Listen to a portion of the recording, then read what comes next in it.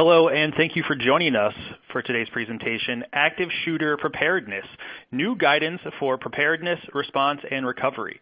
This event is part of SHRM's webcast series. You can learn more about upcoming and on-demand programs from our homepage at shrm.org/webcast and from SHRM's e-newsletters, including HR Daily and HR Week.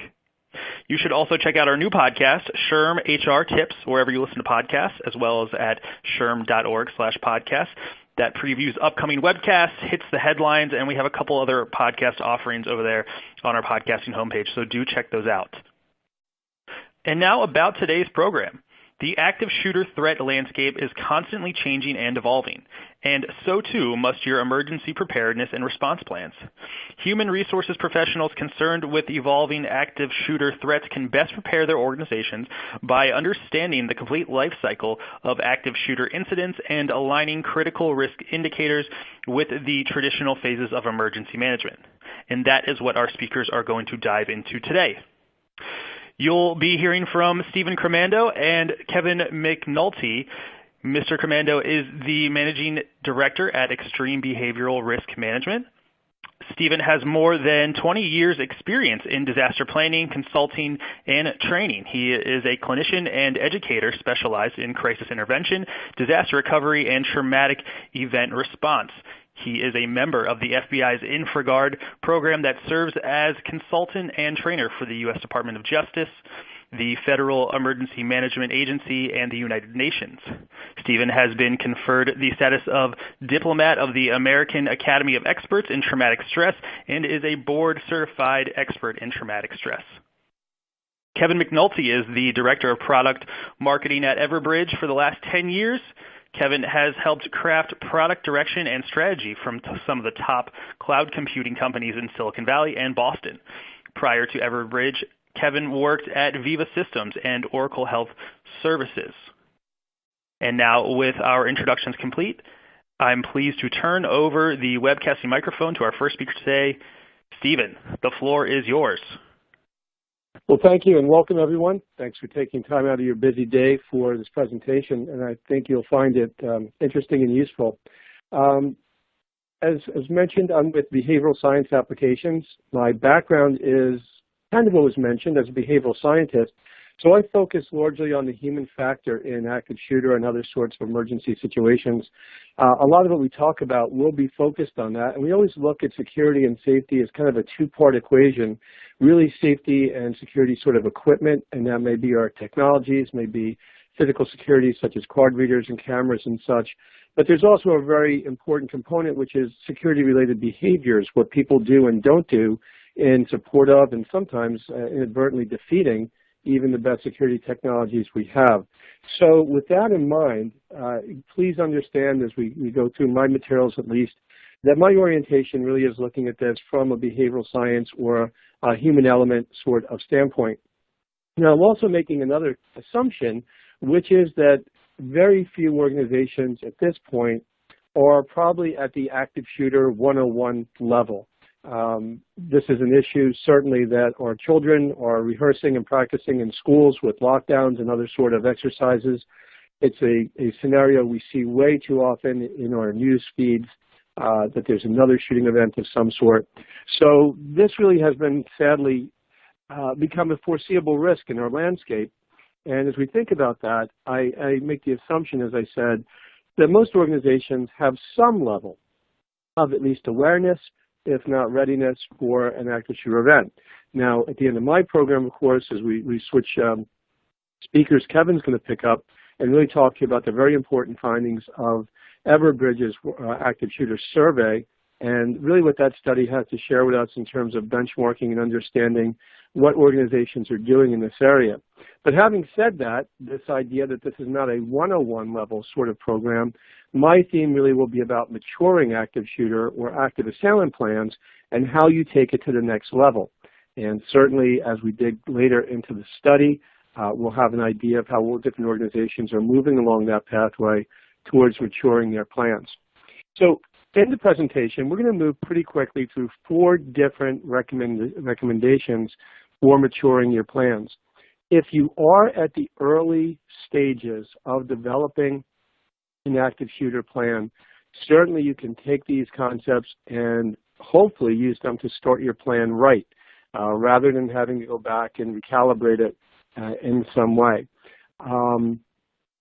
My 4 points then would be, first off, and probably the most important of those, is plan for the entire incident life cycle. Now, I understand this, and by necessity, what we've done nationally and somewhat internationally is really focus our planning efforts on the 5 minutes of terror. And what I mean by the 5 minutes of terror is when we look at the most current FBI statistics, they tell us that most active shooter events, in fact, 69% of those cases in which they could ascertain a timeline, 69% of those cases are done in 5 minutes. The whole event evolves over a 5-minute or less period. So I refer to that very often as that time between shots fired and shooter down. And certainly that's where survival is critical. And if you see my graphic sort of at the center of the slide here, that's where we're really focusing on stopping the killing, knowing what to do, having immediate notification of a threat, getting people moving towards safety, and really going into a safety and survival sort of response. I'm going to build further out this idea of stopping the killing and suggest when we discuss in a few moments the fact that active shooter events are largely predatory violence. This means there tends to be a long planning curve by the perpetrator, and there most usually is some sort of early warning behaviors that we can pick up on, especially if employees and others have been trained to kind of understand and recognize those warning signs, and hopefully have a mechanism to report and deal with the potential threat at hand. So stopping the killing really is in the phase that we would refer to as left of bang, before the bad thing happens. When we move across the life cycle, other important priorities in the immediate environment become stopping the dying. Maybe the shooter is down, maybe the shooter's moved through the environment, and what bystanders do in those moments, what we're going to refer to as the response gap, when the shooting is stopped and before the first police and EMS arrive, makes a critical difference in the potential casualties and potential fatalities involved in the situation. So we'll dig deeper into stopping the dying as well. And just to put it in context, stopping the crying should not be misunderstood as people not having the right, or certainly the reality of needing to have a very powerful emotional reaction to an event like this. These are some of the most traumatic sort of events that we could see, something like a deadly force encounter or an active shooter sort of event. Stopping the crying in this context will mean the administration of psychological first aid in those early minutes and hours after an event to help manage that emotional and behavioral response. So we're going to build more on all of those as we go. We're also going to recommend expanding our concept of the types of violence, and you see that reflected in the language as we shift back and forth sometimes between this concept of active shooter and active assailant. And of course, the active assailant concept is that there are many different sorts of attack methods. If we could just, for example, throw one out, something like a vehicular attack, or even something like an edged weapon or a knife attack. And we want to make sure that those that we're training and the exercises that we rehearse are built around the reality that it may not be a firearm, it may not be a gun that's used in a violent attack. And do our employees have a level of mental readiness, and do they have some concept of how they would apply what they've learned in the response to active shooter? For example, something basic like run, hide, fight. How would they think about that if it was not a firearm and it was some other sort of violence? We're also going to move beyond that and talk about expanding our concept of the sources of violence, where it comes from, who perpetrates it, and why. And in that discussion, we're also going to talk about then the idea that when we do expand our concept of sources, it opens up a wider range of different pre-incident indicators that could help us prevent an attack. And lastly, talk, as I mentioned earlier, about the expanded role of bystanders before, during, and after an incident. And I started to hint at that already, that part of the role of bystanders, increasingly in schools and other organizations, trying to move us from a bystander culture to an upstander culture, where people recognize and do report their concerns about violence. We know that many instances of violence are preventable. So we don't want to isolate just on that very narrow window from shots fired to shooter down. We want to start expanding in several different ways to mature our plans. Now, having done this, I want to point out two recent new resources, and one Kevin's going to go into great depth with you in just a little while, and that's the 2018 Active Shooter Preparedness Survey from Everbridge. Some really, really valuable information shared there, and I'm not going to steal any of Kevin's thunder, but if you were going to download 2 newer documents to support your thinking around active shooter readiness, I would certainly recommend the report and also the new study just released earlier this week from the FBI and the Department of Justice, which is active shooter incidents in 2018. And this is the most up-to-date sort of statistics we have, what that year looked like as a snapshot, and certainly lessons to be learned in the evolution of the active shooter threat. The reason we really find all of these important is we want to make sure that your plans, policies, procedures, and your exercises are aligned with the reality of this sort of threat. And certainly, one of the things we know is when we have an active shooter event, these are newsworthy events. These are covered by the media in certain ways.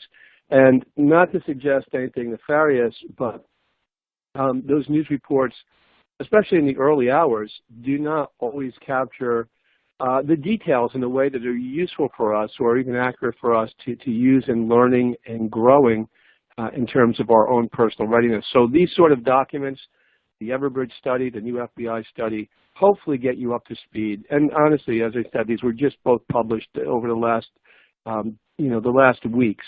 They're our most current thinking, and I really would recommend these for your bookshelf. So having said that, when we think about evolution, part of what keeps us really up at night thinking about active shooter is just how dire the statistics have become over time. Looking at the graphic here on this slide, this is from the year before, the FBI 2016-17 study of active shooter. They were looking year over year. 2014-15, 231 casualties from active shooters. And a year later, when we go to 2017, or 2016-17 rather, that number jumps up to 943. So obviously a very, very bad year in active shooter, in that domain. And, certainly keeps us very concerned about our levels of readiness for this sort of situation. So the question at this point, when we look at the numbers, the frequency, and the lethality of these events, is not really if we'll have one, but where and when the next one will be. And obviously we have to be in a constant state of readiness in all of our different venues for this, including on your off time, when you're out and about with friends and family and you're on your own, not necessarily just in the workplace. We also, these events evolve very, very quickly. And because of that, we cannot lose seconds to denial, disbelief, or indecision. We have to be able to move very quickly when that shot is fired or we perceive a threat. So let's go back to the basics and make sure we're operating all with the same sort of information. And that is the idea that by the Homeland Security's definition, active shooters are people looking to kill in a populated and confined space. They're looking for a target-rich environment, really to conduct or carry out the maximum degree of carnage as possible. Now, there are models in which we talk about targeted violence, in which a shooter potentially has identified one or more people that they really are targeting for violence. And we do see targeted violence blend with random target selection. So while there's some different literature and some different discussion about targeted violence, and sometimes discrepancies in our thinking about active shooter, in many instances, events begin as targeted violence, and they evolve during the course of the event into other random targets being literally caught up in the crossfire and being hurt or killed as well. So as we think about that, you may consider your workplace not that maybe that classic confined or populated space, but really almost any of the shooting models that we talk about can evolve into a larger mass casualty or mass shooting sort of situation. Now, when we think about this, whatever model you subscribe to in terms of response, it may be ALICE or ALERT or run, hide, fight, all of these are credible. All of these are based on very similar sort of concepts. Some models certainly expand on those concepts. But really they talk about three basic things. And the basic ideas are time and distance between ourselves and the threat, that's run, cover and concealment from that threat, and that's hide, and then the idea of distract, disrupt, or disarm the shooter, and that's potentially fighting. The thing that's changed in our thinking, in our evolution of response to this threat, is we recommend that you no longer teach these in a linear or sequential model. You know, one of the findings out of the Pulse nightclub situation was when shots were fired, people ran, and they ran into the restrooms where they were trapped. The shooter follows them in there, and it's a massacre. There's really no way to escape that, that position that they ran into. We look today at run, hide, fight as 3 independent options, and those that we train need to be versed and need to understand all of these options, what they mean in their environment, where would I run, where would I hide, how would I fight, all those things, and then be able to move fluidly between those 3 options, commit fully to those actions, again, and be able to move quickly into some sort of action. Run, hide, fight. If I turn the corner and the shooter's right there, fight may be my first and my best option. If I start by hiding and the shot seems to be stopped or moved a different direction, I may move. If I start by moving and I find a great place for cover and concealment, maybe that's an option. So we no longer teach these as absolutes. And the original model went like this: run if you can, hide if you can't, and fight only as you must as a last resort. So although we continue to think as run, hide, fight, or variants of that as the proper response, part of the evolution in our response really has been thinking about teaching these in a non-linear sort of way. But the bottom line is whatever we're doing, we have to do it quickly. So I often come back to this quote from Emerson about skating on thin ice, but the basic equation is speed is survival. This is critical when we talk later about communications, the ability to notify people of a threat, to get them on their feet and moving, to know what's going on, becomes so absolutely critical because we cannot lose seconds in this situation. Now, there was an important statistic 1 or 2 slides ago that I skirted over, and it said not only do most of these events begin and end in 5 minutes, they say that once an active shooter event has begun, typically another person is shot every 15 seconds, on average, every 15 seconds. Well, when we look at that kind of math, it really reinforces the need for immediate notification and immediate movement. Now, one of my big learning points today, and something that was mentioned certainly by Taylor in the introduction, was this idea of applying the traditional emergency management template, these 4 cycles or 4 phases of emergency management, to the problem of active shooter: prevention, preparedness, response, and mitigation. And what this starts to do is expand our thinking that we should not be isolating our active shooter plans and procedures just to the response phase. When we think about what we're doing in the preparedness phase, it means things like developing a threat assessment team. It means training employees in recognizing those pre-incident warning behaviors, how to report those warning behaviors, and understand what will happen next. But then, in response may not just be to the immediate threat. Certainly that's our focal point in terms of survival, but also other different emergency actions. These events may involve different sorts of threats, such as explosives or fire, and different sorts of scenarios. So people need to be really thoughtful in terms of what emergency actions, including the importance of, really the criticality of emergency notification in that emergency response phase. But I very strongly recommend that you also think about, you plan for, and you exercise the post-incident environment recovery. And that may mean standing up a family unification center or a family assistance center, because your employees' families are going to be coming to your site and coming to your site immediately when word goes out about an event. So you should not be caught off guard that you're going to need to stand up that sort of function, that you'll need to staff that function, that you'll need to integrate that function to the larger incident command response to your event. And then lastly, how we move back from there to recovery from a business continuity standpoint into normal operations, take our lessons learned, inform our policies, procedures, and learn and grow from that through a mitigation phase. So my very first point here in maturity is moving beyond. Let us grow nationally from just focusing our thinking and our planning around the response phase to really thinking in all 4 phases of emergency response when we plan for active shooter. These are not wheels you have to invent. The templates are out there. Sadly, we've had enough of these incidents around the country and around the world that we know what happens next. So we can start thinking about that recovery phase. You can start thinking about the lessons in preparedness from the different guidances provided from authorities, how to develop threat assessment teams, and so forth. The next key point is really expanding the types of violence we imagine. Back now about 2 years ago this spring, the Transportation Security Administration released a very important report, Vehicle Ramming Attacks in the Threat Landscape, really at that point.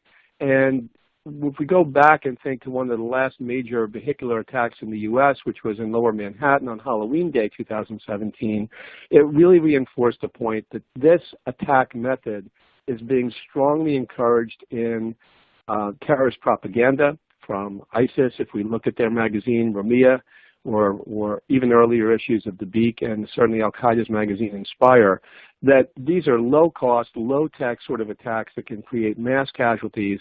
And if you think about this, the attacker is thinking the same way as someone committing gun violence, populated and confined space. Now you may be thinking, oh, these happen at parades, and these happen at festivals, and they happen at outdoor shopping areas, and you're correct about that. But they can also happen on the corporate campus, and they can happen in places where your employees are visiting special events, or at conferences and so forth. If we think about that, really over the last several days, an event or a plot was thwarted in the Washington, D.C. area of an individual who was planning and was well on in his planning to commit a vehicular attack in National Harbor down in Washington, D.C. area. Obviously, that is an area that is very, very well, attended by conferences and business functions, and a lot of employees do come in and out of that place for trade shows and different sorts of professional events throughout the year. So as we think about this, we have to be smart in letting our employees know that, yeah, while we think about active shooter, active assailant is probably a more useful concept at this point because it envisions the possibility of other attack methods. And the good news for us is much of the same response strategy, things like run, hide, fight, those elements still work in the vehicular attack. So there's actually a great overlap when you study this between the dynamics of a mass shooting and the dynamics of a vehicular attack. So some of the lessons we're sharing with employees and how to respond, they still hold true. The next point of expansion is really the types of violence, and this goes, actually more than the nature of the event, to the sources of the event, the sources of violence. Now, OSHA historically has really employed a typology or a model of 4 types. And many people will be familiar with this, of course, and we'll touch base on it in a moment. But what we understand, especially in the post-9/11 environment, and increasingly with the shifting dynamic of homegrown violent extremists and lone actor terrorists, is terrorism today is much more likely to be carried out by that one individual who is perhaps inspired by a message from a core terrorist group, but not necessarily directed or enabled by them. And because of that, that lone actor, well, they may be showing the warning behaviors of someone on the pathway to terrorism, but they may not show the traditional warning signs of someone on the pathway to workplace violence. So OSHA historically has talked about 4 sources of workplace violence. The one resulting in most fatalities, or most homicides at least, is those we call type 1, which is a property crime that evolves into a shooting. In healthcare, especially in healthcare and human services, the rates of assaults and violence to the workers are as high as corrections and police officers, a very significant risk.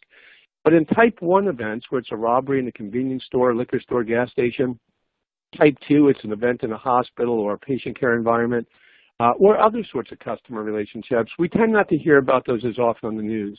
Most people are more familiar, of course, with type 3, which is worker to worker or worker to supervisor, and that's what most people think of. People do, though, also have to make sure they include in their thinking the possibility of domestic violence or intimate partner violence that spills in from the home to the workplace. All those are very serious, and all those are the traditional sources of workplace violence. But if we think about events like the shooting at the Planned Parenthood clinic in Colorado Springs, if we think about events like the shooting at the Armed Forces recruiting station in Chattanooga, we understand that there are instances that are ideologically motivated. And this is the intersection of terrorism and workplace violence. It's when, again, an individual or a group is targeting your organization, not because of one person they're disgruntled with, perhaps, but because of what you do and what you represent.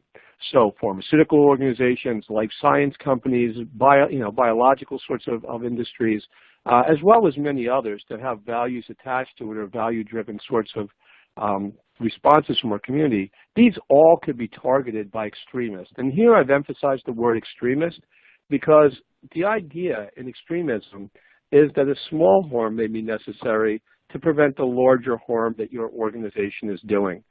So when we think about this, for example, the shooters in San Bernardino, California, particularly the husband who was an employee at the health department, did not necessarily manifest or display any of the traditional warning signs of workplace violence, someone who was on a pathway towards that sort of attack. But in retrospect, he did actually demonstrate many of the warning behaviors that were associated with someone on the pathway towards a lone terrorist sort of attack. We benefit by sharing with our employees information about both. So when we have a chance to speak about the classic 4 types of workplace violence, important to include that last type, type 5, which is ideologically motivated. The next point of expansion and our last point for today for me is the idea of expanding the roles of bystanders before, during, and after. Before, early recognition, knowing how to report persons of concern, knowing through human resources or legal or compliance, whatever mechanisms may be set up in an organization, how to make a report and what happens next. I mentioned the concept earlier that most active shooter or active assailant attacks are what we refer to as predatory. They're not someone who just snaps, and they are usually accompanied by very substantial and meaningful pre-incident indicators. People see this. People are not always sure what the warning behaviors mean. They're not always sure what to do with them. So one of the very best places we could help address the active shooter threat is through early intervention and keeping us all in that pre-incident phase. As I mentioned before, the idea of being left to bang. During the event, obviously, a knowledge of how to safely respond and how to survive. Whether it's something as basic as run, hide, fight, or the different variants of that, it's important that people have a level of mental readiness, and I would go beyond that and suggest the importance of rehearsal of those actions. If you have never done that, it's going to be foreign to you, and under the extreme stress of a real shooting event, it is quite possible that people are not effectively, as effective in mobilizing a meaningful and a survival-oriented sort of response. And then after the attack, and you notice that during we also incorporated understanding how to interface with the incoming police, after the attack, in what I referred to earlier as the response gap, understanding the importance of bystander intervention in what we refer to as bleeding control and also psychological first aid. So here I've actually used my graphic from Emerson again, this idea about skating on thin ice. This also applies now as we move from stopping the killing to stopping the dying. Let's envision the shooting has stopped. We have injured people. This is the most preventable form of death. Most people who die from an active shooter event die by bleeding out, and people can bleed out in as little as 2 to 3 minutes, usually, again, before police or EMS are able to administer care. What this means, and this is one of the most important messages I could share with you today, bystanders are always the very first responders. So understanding what they could do, having the sort of supplies on hand, things like trauma kits, tourniquets, gauze, and so forth, become critical in your organizational strategy to deal with the entirety of the active shooter threat, not just those 5 minutes of terror. So this is the most common and the most preventable form of death related to an active shooter event, and it's something that we could do, really do more about. If you're not familiar, in my closing moments, just a reminder to you, FEMA is in the middle of a very large-scale national bleeding control campaign that's referred to as Until Help Arrives. If you were to get online and take a look at that, really everything you need to start a campaign in your organization and your community is there. Slides for the instructor, manuals for the instructor, videos for instructors and so forth, or work with local healthcare organizations, local EMS organizations to get yourself up to speed. But when we think about the active shooter event, honestly, the larger picture now of active assailant threat, we'll close again very quickly with this review. It is critically important to pre-plan, pre-stage equipment, and have your communications loaded up, ready to go. You will not have time in the event to think at all. Everything will need to be launched immediately.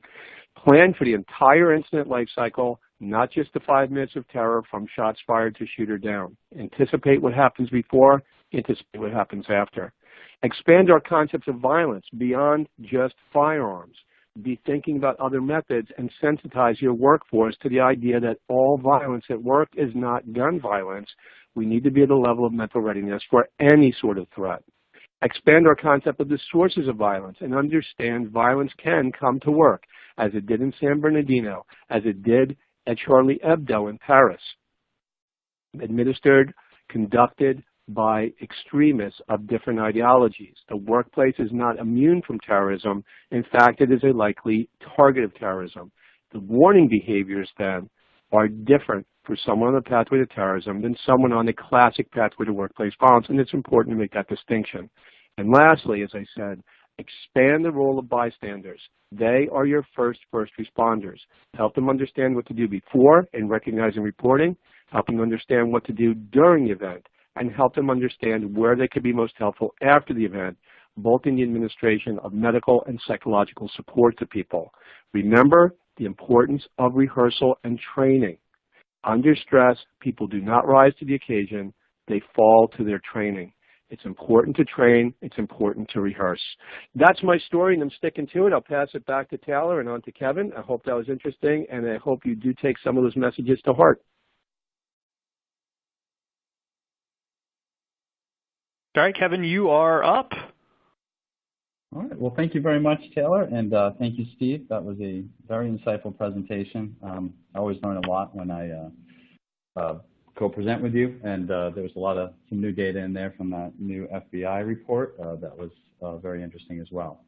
I'd like to take you through the Everbridge 2018 Active Shooter Preparedness Survey that Steve mentioned earlier. So I'm just going to walk you through some high-level findings from the survey. And if you're not aware of what the survey is, this is a survey we conducted along with Security Management Magazine. And we conducted this with over 600 corporate security and emergency preparedness leaders. And we were asking about specifically about their active shooter preparedness and their response readiness. Now, this is a follow-up to a survey that we conducted in 2016. So part of what I'm going to be showing you is some changes in the data, see what, considering all that's happened with active shooter events over the last few years, how organizations have kind of changed their thinking. So with that, I'll get into the findings. So really quickly, the key findings here. Active shooter situations, they remain the top threat. So looking back at the data since 2016, people, in terms of threats that their organization is preparing for, active shooter situations remain the top threat. Twice as many respondents feel they're well prepared for an active shooter event today compared to 2016. So that's a big change. Excited to see that. One thing we did notice when we broke down the data by size of organization, employees at smaller companies feel slightly better prepared than their peers at larger organizations. However, despite this increased confidence, challenges still remain. And as Steve was mentioning the importance of conducting drills, I think one of the key reasons why these challenges may still remain is that a majority of companies are not conducting active shooter drills. So while they may be preparing for certain events, actually drilling on them, being ready in the moment, these organizations aren't as prepared as they may think. Okay, so let's look a little bit at the data itself. Okay, so I know this might be a little hard to see. There's a lot of data on here, but when we asked respondents or survey audience what the top threats the organization is preparing for, as I mentioned, active shooter situations are the #1. And we're seeing an increase as well. So back in 2016, just under 70% saw that as the #1 issue. Today, it's risen up to over 75%. So not a huge increase, but still a significant one. And you're also seeing workplace violence, natural disasters as also being high up on the issues that organizations are preparing for today. And they all seem, relatively similar level of threat for these organizations. Okay, so as I mentioned in the key findings, more than twice as many respondents today feel they're better prepared for an active shooter event than in 2016. So you can see really a direct correlation here. 2018, 40% are feeling well prepared versus only 1 in 5 back in 2016. And the majority of companies, you're still getting over half are feeling somewhat prepared, and only 11% today are really feeling not prepared at all. So these are really positive changes since the 2016 survey. And as I mentioned earlier, smaller organizations, so these would be organizations with under 1,000 employees, they are feeling more prepared than their larger organizations. So there isn't a big change between the small and the large, but there is a noticeable gap. And some of this may be accounted for by the distributed nature of larger companies. It's that much harder to drill or prepare a 10,000 person company versus a company that maybe only has 30 employees.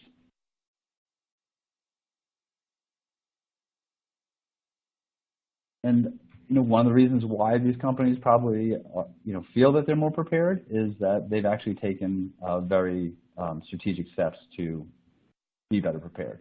And we're seeing almost half of those organizations have invested more in active shooter education and training. We've also seen an increase in on-site security and communications technology, as well as risk assessment technology. It's only 12% said they had made no additional investments whatsoever. 15% had no response. We can assume probably that some of those didn't make any additional investments either. So seeing the big investment is in actual education and training, and that's probably, like I said, leading to that feeling that they're better prepared, which just gets to their confidence. So 2/3 are saying they feel much better prepared than they were for an active shooter situation 2 years ago. So companies are investing more, and they're feeling their confidence is much higher that they're ready for this type of event.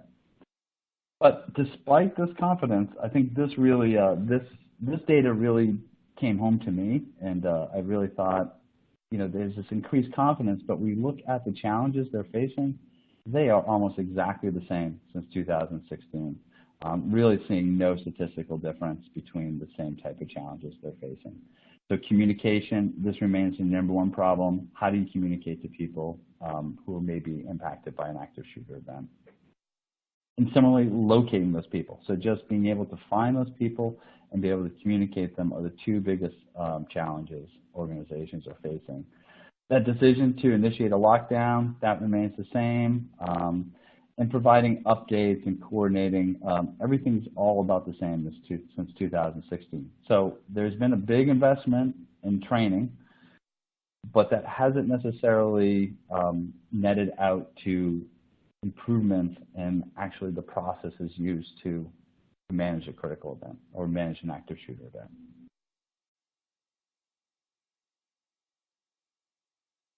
So, we see people feel better prepared, they're investing, but one of the things that we're seeing is that people don't have a communication plan. Almost half of the people we asked didn't have any communication plan established to escalate alerts or contact those who are most likely impacted. So it's encouraging that we see half of the respondents do have a plan in place. But, it's still, having that plan in place, that is the biggest challenge they're facing. So they may invest in technology, but they don't have a plan to really execute.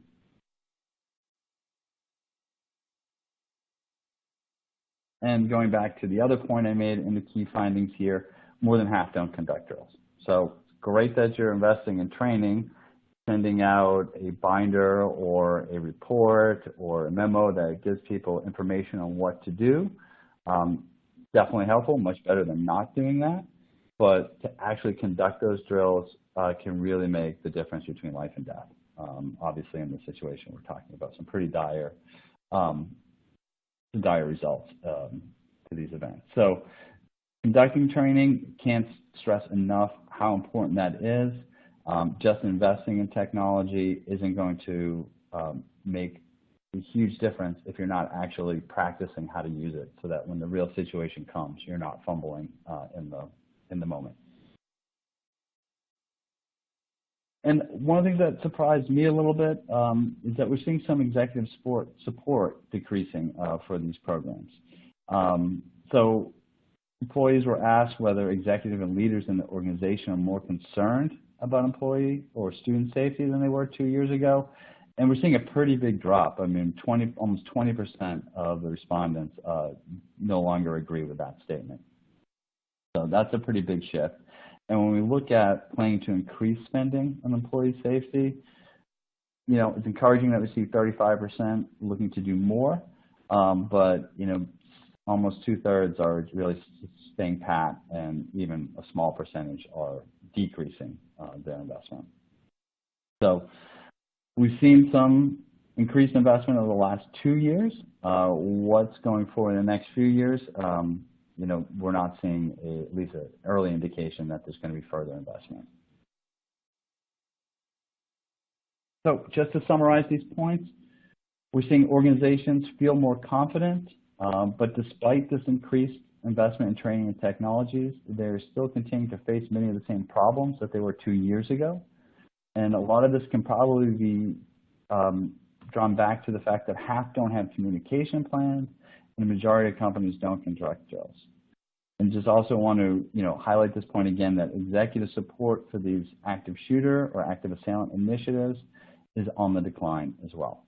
So these are on the rise, but organizations may feel that they've done enough over the last 2 years and not looking to get better prepared. And you know, one of the things that, again, can't stress enough, the importance to have those communication plans in place, and as well as to actively conduct drills on your processes.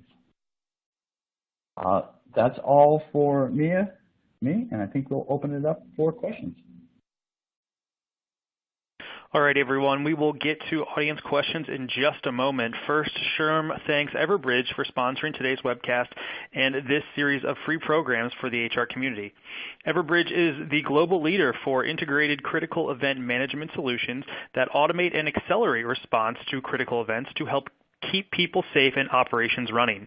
Everbridge ensures business, government, and healthcare organizations are prepared to rapidly respond to and even avoid sudden, unexpected disruptions.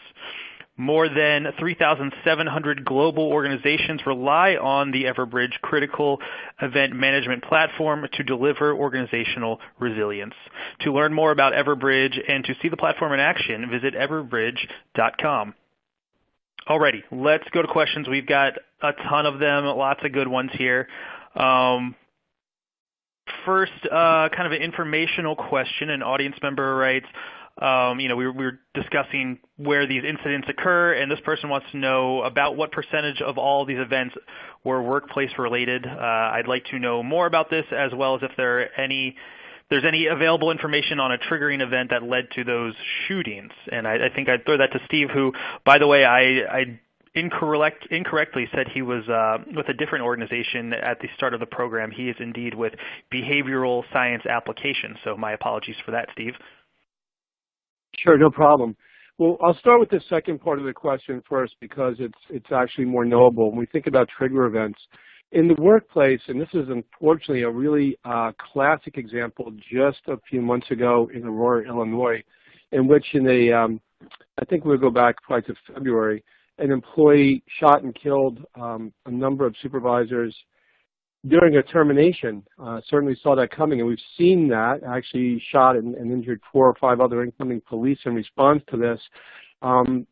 We see this in response to different sorts of triggers or precipitants in the workplace that may be anything in which the individual feels that they are themselves the victim. So it can be what they think is an unfair termination, being passed over for a promotion, some sort of ongoing conflict with coworkers and supervisors. There's a whole range of different sorts of precipitants in the workplace, but the commonality in these really is that the person themselves feels that they are being hurt in some way, and they feel 2 important dynamics: 1, justified in violence, and 2, that there's no other alternative than the violence to solving their situation. So we could really have, at any time a much fuller discussion on those warning behaviors and the triggers of violence. But in the workplace, as opposed to active shooter events and other sorts of venues, shopping malls and outdoor events and so forth, that seems to be the trigger. That's the commonality, a sense of blame and responsibility that they're being hurt by the company or the company's representatives. Now, on to the first part of that question, what percentage of these happen in the workplace?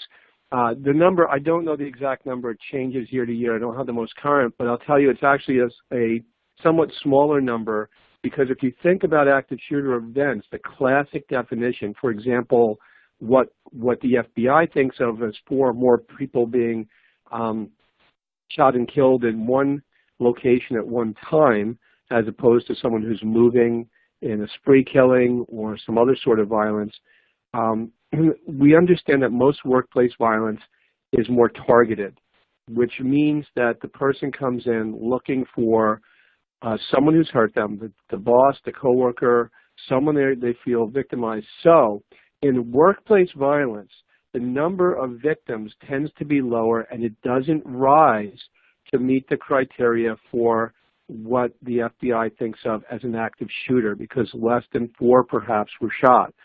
So most workplace shootings are not mass shootings. Most active shooter events, because the numbers are higher, they get qualified as mass shooting events, and a fewer number of those, a much smaller number of those actually happen in the workplace, because the shooter, if they're truly looking for numbers, tends to pick more public settings. And I know that's a long-winded explanation, and I hope it makes a little bit of sense, but part of it goes to how we classify something as an active shooter or a mass shooting event. And those that unfold in the workplace tend to be more targeted. All right, we've had a ton of these questions come in, so I'm going to this is a big question, I'm going to kind of tri-fold it here. So first, people generally, they're asking for best practices, like how would you start an active shooter drill, and then how would that differ for a small business or a business that has multiple locations? Either one of us, Kevin, do you want to comment at all on drills and exercises? I think, Steve, you might be better able to answer this question, actually. Okay, so a few things. One is there's some very good guidance if you start to poke around out there in terms of guidance from Homeland Security, from the Secret Service, from ASIS and others on how to develop plans, policies, programs, and even how to initiate exercises. And I'll say this to you, for any size company, the most important thing to do when you start to move towards an exercise is to do it incrementally. And what I mean by that is probably start with something like a discussion-based or a tabletop sort of exercise and really iron everything out first before you move towards a live drill where you're moving people around. There is some discussion that live drills actually can be traumatizing to employees if they're not done right. So I will tell you, if you're thinking about moving towards a live drill, regardless of the size of the company, you're going to have to be very smart and very sensitive about how you do that. It can also be very disruptive, of course, and expensive to conduct. So if you go back to the basics of exercising, exercises are designed to test plans, not people. So the more important to me is actually that you go through a series of steps, developing your plans, your procedures, and test those out during tabletops, and then perhaps do a more limited drill, like in this part of the building or that. Now, you can conduct lesser drills, and what I mean by that is simply rehearsing movement. Can you get people out to evacuate? Can you get people out to quiet rooms or safe rooms? Things like that without really simulating a shooting. But if you're going to bring this upstream to where you have the police responding in full, SWAT sort of response gear, if you have even a hypothetical or an actor as a shooter, you are looking at something much, much more sophisticated regardless of the size of the company. Now, regardless, again, of the company size and type, there's a tremendous value to practice and rehearsing. But as I said, you want to do this slowly, smartly, incrementally, and then kind of compartmentalize it in terms of what's manageable. Kind of to close out that thought, make sure whatever active drill, any exercise you do, active shooter or other threats, you build your objectives first before you create your scenario. Lots of organizations have come to me and said, Steve, we want to have an active shooter drill. Here's the story. A guy comes in, it's an angry customer, and so forth. And they tend to create the story before they actually identify the objectives. Identify the 3 or 4 objectives you want to test in your drills and exercises, then write your stories, your narrative around that so you can really lean into and test those objectives. So those are just some of my thoughts about that, and it's kind of regardless of company size and type, but do it slowly, smartly, and incrementally. If you are going to, trying to get around the risk of you repeating yourself, do you have any tips at all for small business or multiple businesses that have multiple locations? We've just gotten a lot of questions on this. So I didn't know if anything varied other than, I'm sure everything you just said holds true to any kind of business. Well, in the plans and policies, remember that they have to be universal across your different environments. You actually create some level of legal risk if you have one sort of standard or one sort of level of readiness in one environment and a different or lesser level of readiness in another. So at that level, plans, policies, procedures have to be uniform. You do want to test and have drills that are site-specific and location-specific to really make sure that people understand that. What movement means like in their environments, and probably just isolate on one location at a time. But remember that a lot of your employees, they move from location to location perhaps if you have closer geographic proximity. They may go to one campus during the morning and one in the afternoon, or one week and one another. So people do need some level of familiarity. I guess to summarize that, what I suggest is to focus in training and exercising on active shooter response skills rather than active shooter response plans, because the skills should transfer regardless of what location they're at. You don't want people to be thinking, oh my gosh, I'm in a different location today. I don't know the exits that well, or I don't know the rally points that well. So they need to understand the basics of survival movement regardless of where they are. So small business or large, some of the same thinking applies, that universality in your planning, but then specificity in your actual drills and exercises to the location starts to become important. Great stuff, Steve. This might be a question for Kevin here. We've got a couple questions asking why did we think that management support for having these preparedness strategies in place is decreasing, and how can people try and get buy-in from management on doing something like this? I mean, it might seem obvious right now, but what are some strategies that you all think would be effective in going into a meeting and trying to push this sort of program? Sure. Yeah, I think this is a challenge that many organizations face. People just don't see it as a likely scenario, likely outcome. This could never happen to me. And it's frankly a challenge convincing senior leadership that this is something that you should prepare for. In a private company setting, it often, does nothing to positively impact the bottom line. We know that these organizations, they are concerned about the safety of their employees and customers, but, they do have a fiduciary responsibility to their shareholders and to the company to make money. So convincing people to spend money on something that they see as a once in a blue moon event is challenging. So that being said, I think there are some scenarios. I think in terms of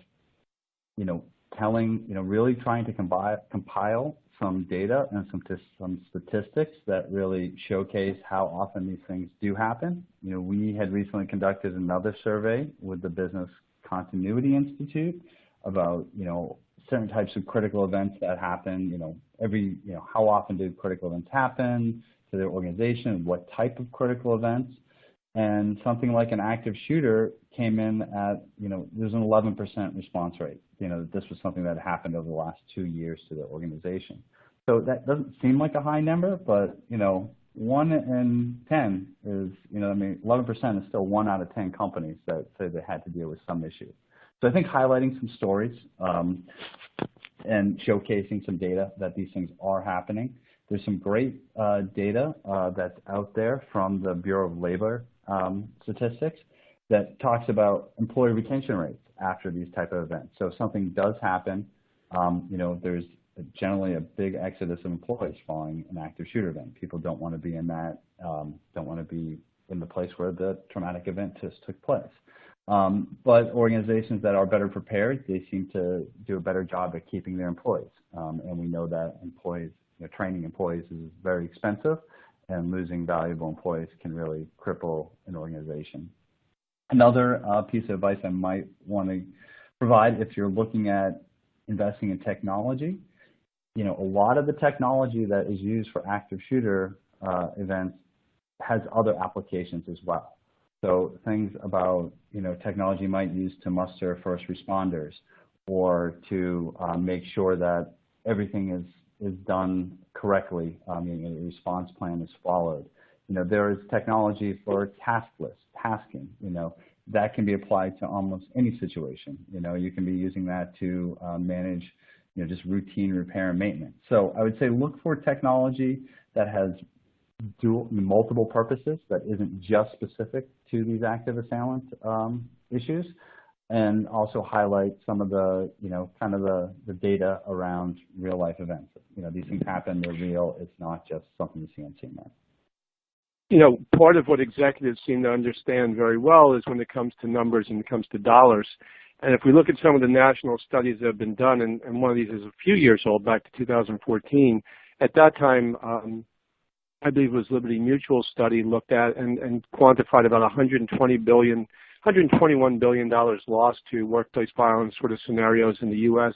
each year. Now, granted, not all workplace violence scenarios are active shooter scenarios, but that's an extension, and certainly many instances can evolve into active shooters.